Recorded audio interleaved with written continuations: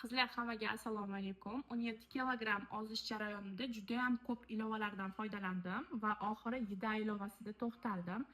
O'zinglar bilasizlar, ozayotgan jarayonda juda ham muhim kaloriya o'lchash. Sizlarga buni tavsiya qilaman. Yida ilovasi. Ko'rayotganingizdek birinchi priyom pishani qilaman. Shunda plyusga bosamiz va yeyotgan narsamizni skaner qilamiz srazu. Bizga rasmga olib beradi и yegan narsalarimizni yozamiz hajmini и рассчитать kaloriya.